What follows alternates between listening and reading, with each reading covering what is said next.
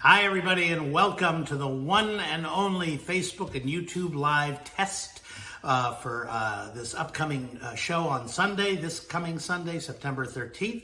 We hope you'll be with us at 5 o'clock Pacific Daylight Time and 8 o'clock Eastern Daylight Time. We're so excited about this show. Oh my God, we've been having so much fun putting this show together and rehearsing, more fun than anybody should ever have, probably.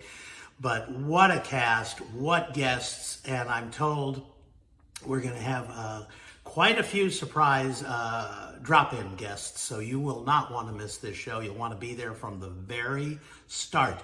Some people just show up like after the opening number. That's not fun.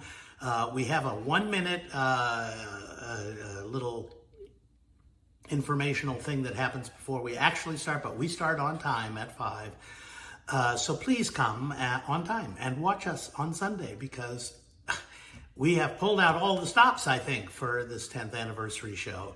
We do this one test just to make sure all the technical things are working. And Hartley Powers, our wonderful technical whiz, and these shows would not happen without her brilliance, is here with me. Say hi, Hartley. Hey, Bruce, and hey, everyone. Everything's looking good so far.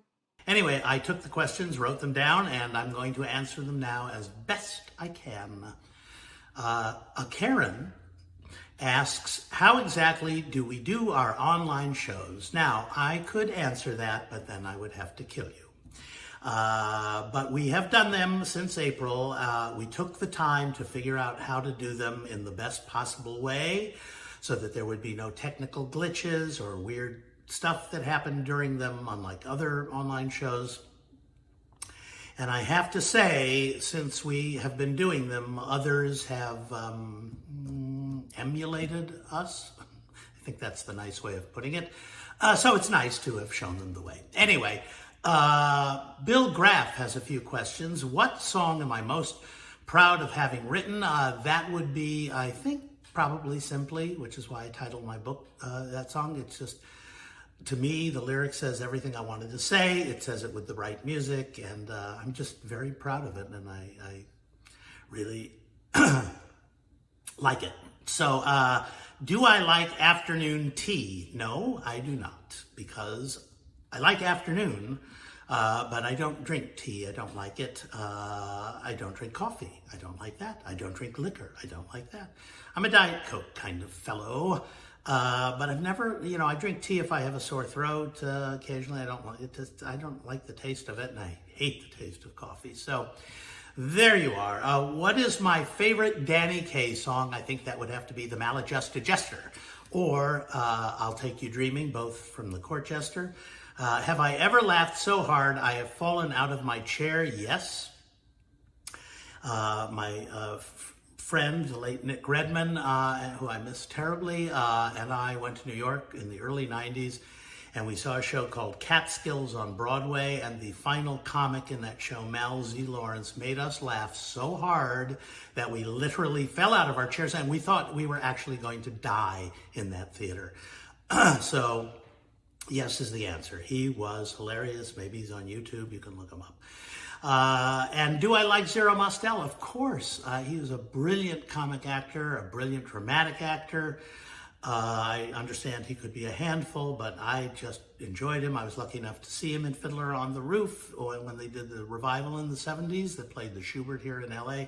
Anyway, I really like him.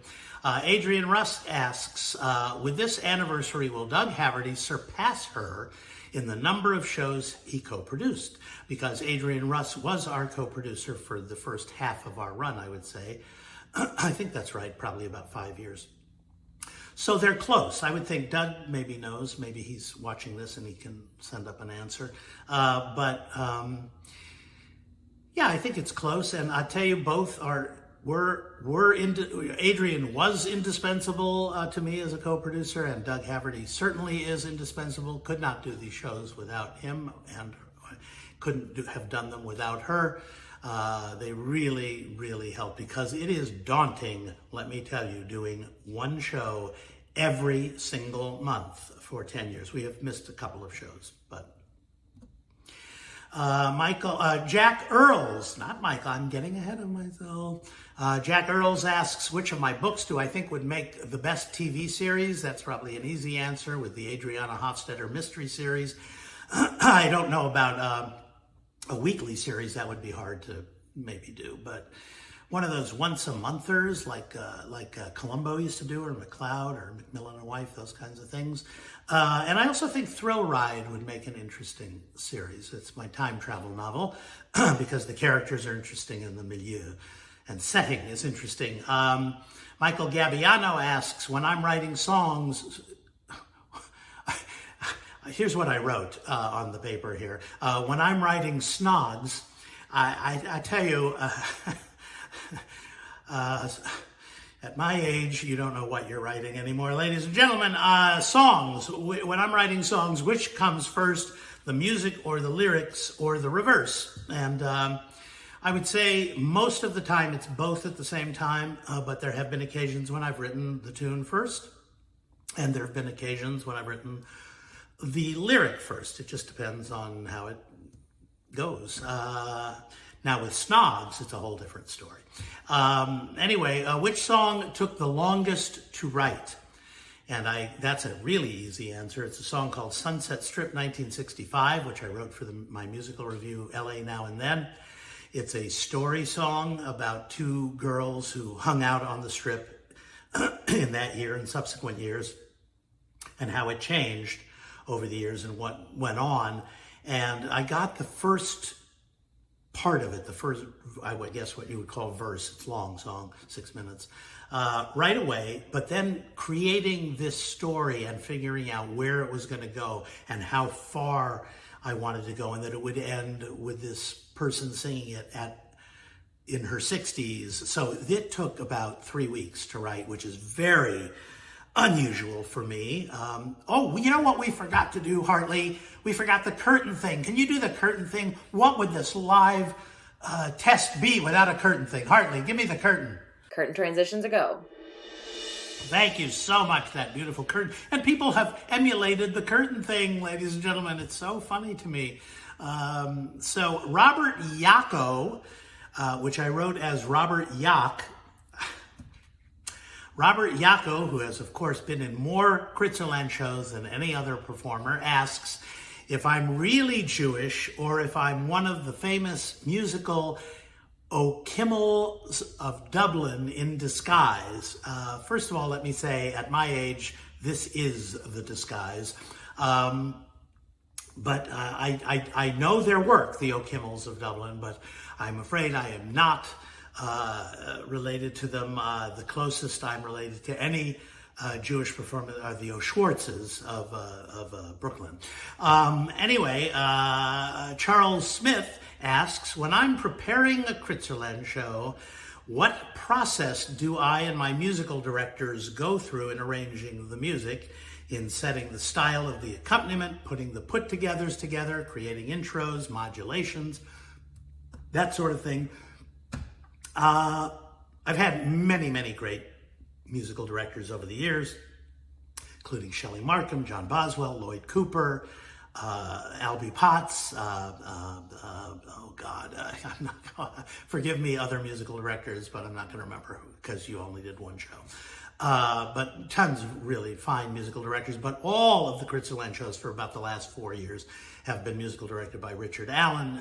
It's a very easy process with him. Oh, I forgot Tom Greep was with us, and I know there's a guy with a middle initial. Can't remember. Anyway, I would say the process has been the same from the very, very start. I choose the songs myself. I figure out what put-togethers we're doing.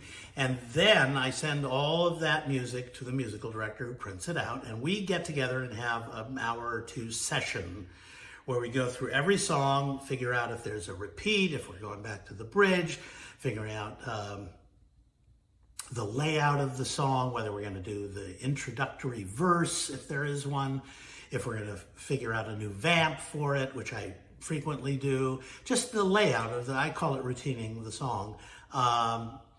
And that process has worked very well. And then the performers come in to rehearse, and we do what we've done. And sometimes they'll have an idea, and we'll do that. So it's a process, and we love doing it. And for the put-togethers, I figure out if we're ever going to go back to the first song in the put-together. It's all just whatever feels right for the song. But we love doing it. Modulations, you know, if it feels natural, we'll do it.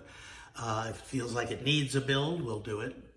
Anyway, I think that answers that. I hope it does. Guy Haynes asks, why doesn't he ever show up? I don't know how to answer that question, ladies and gentlemen, other than to tell you Guy and I go way back, as far back as two people can go. And whatever you want to say about him, he is totally unique. And I found out just how unique in the studio with him when he came to me and asked me if he could do, we were working on songs, and if he could do the George and Ira Gershwin song, Let's Call the Whole Thing Off, which is one of my favorite songs ever. So I said, well, Guy, why don't you go in and let me hear what you want to do with it, see if it's interesting, and, you know, if we like it, we'll do it. So he went in the studio to the mic, and this is what he sang. You say either, and I say either. You say neither, and I say neither. Either, neither, neither. What? This is Guy Haynes, ladies and gentlemen, but that is my favorite version of the song. So he's very forward-thinking. Anyway, he's just easily confused about where to show up and when, and that's just been the way it is. Jason Gra,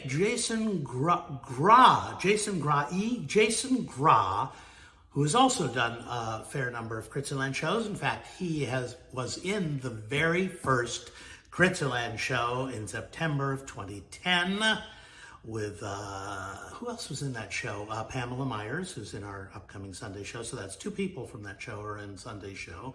Alette Taylor, Leslie Margarita, and Damon Kirsch. Look how I remember 10 years ago. Anyway, Jason Gra asks, do I think he's pretty? To paraphrase my close personal friend, Mr. Stephen Sondheim, I feel you're pretty and witty and gay. Not necessarily in that order. Ladies and gentlemen, that is our questions for this evening. I hope I have answered them in high style and good fashion. And we will see you on Sunday, this coming Sunday, which is September 13th. At the time of 5 o'clock Pacific Daylight, 8 o'clock Eastern Daylight Time. We are going to have a ball. And again, I stress this cast is unbelievable and the guests are unbelievable. Petula Clark, Beth Malone, Pamela Myers. I mean, it's just, it's amazing. Jason Gra and our regulars, Carrie O'Malley and Sammy Stateman and Peyton Kirkner and Daniel Belushi and Robert Yacco and Adrian Stiefel. So you just don't want to miss this. Plus these surprise guests who are going to drop in, I'm told. I don't know how that's going to go, but we'll find out. That's the great unknown, ladies and gentlemen. But we will see you on the Sunday. Be there. Please be there on time. We love you. And most importantly, know that this Kritzerland show on Sunday, our 10th anniversary show, is a benefit for the Actors Fund, the most wonderful organization. So helpful to actors who are struggling. So please, if you can donate, you can donate right now if you like. We'll put that information on the screen. Hartley, I think, can do that. And it's such an important organization. We're thrilled to do this show for them. The show, of course, is free for the viewers. But if you can, if you've got the wherewithal to do so, just donate a little something to the Actors Fund. They so appreciate it. And the actors who need benefit also appreciate it. And we'll see you on Sunday.